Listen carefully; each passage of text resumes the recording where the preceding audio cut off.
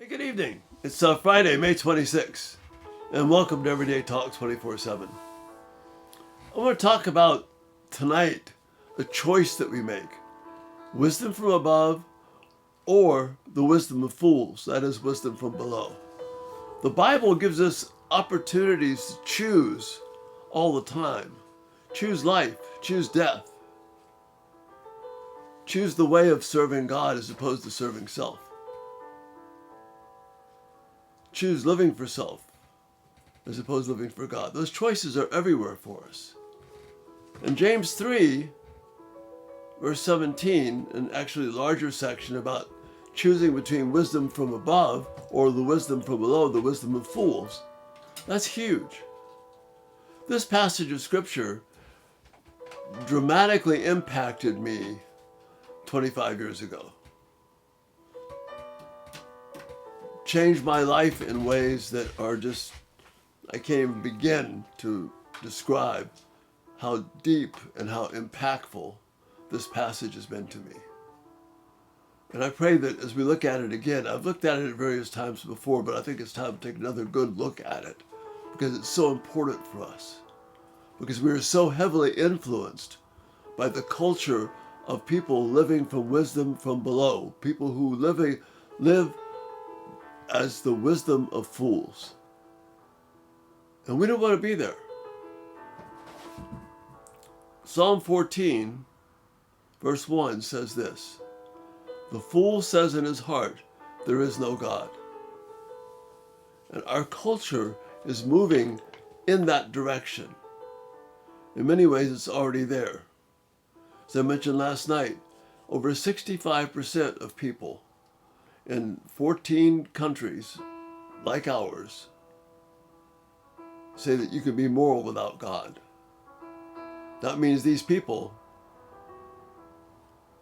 have the wisdom of fools.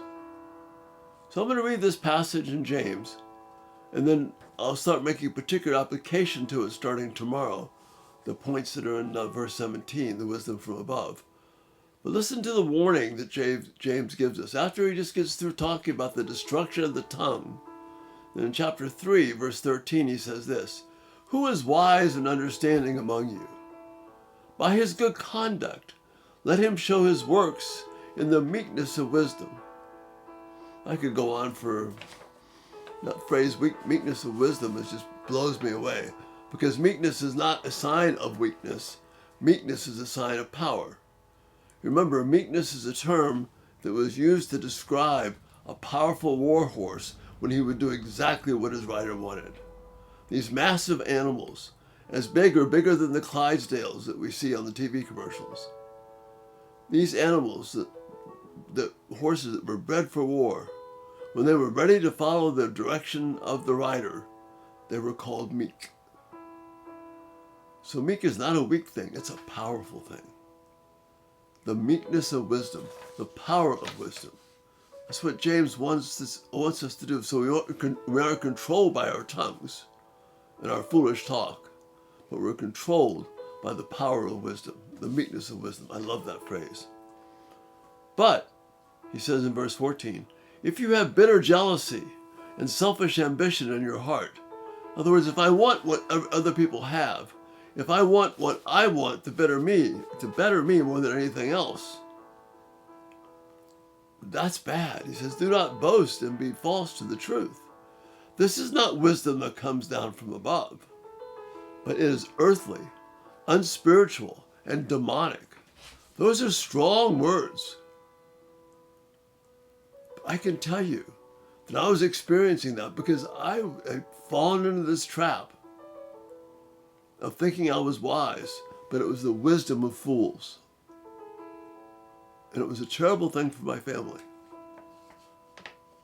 And God was gracious. But I'm still learning this day from this passage of Scripture. It is still impacting me.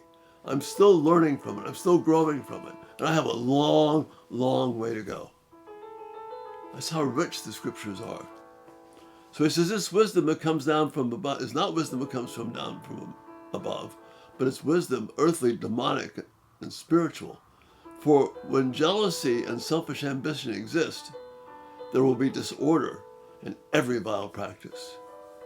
And if there's a lot of disorder in your life, a lot of frustration, a lot of upset, a lot of you trying to figure out what's going on, that's where I was. This passage is here to help us, because we're not living for wisdom from above, we're living for the wisdom of fools, wisdom from below. We're living with wisdom based upon the fact that there is no God. But then here's the hope in verse 17. And this passage literally rescued me.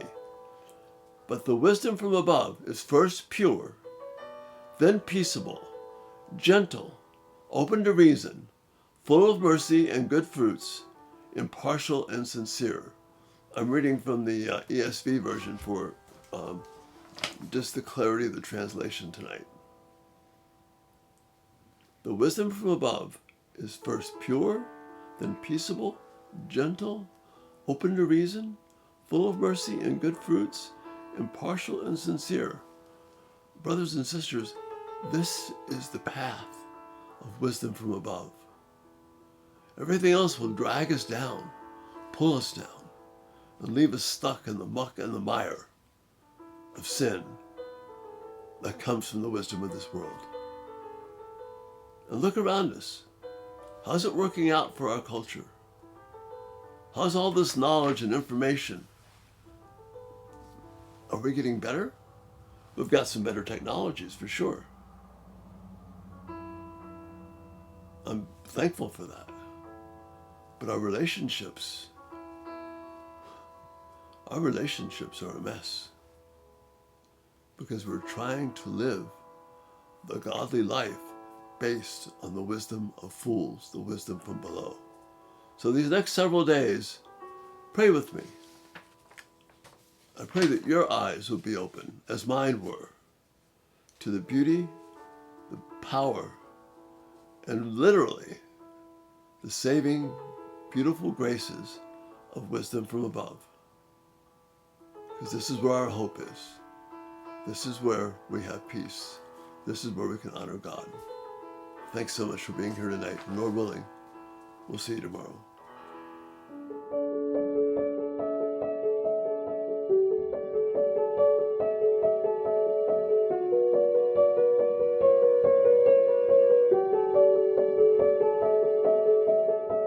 Thank you so much for watching. It is such a huge encouragement.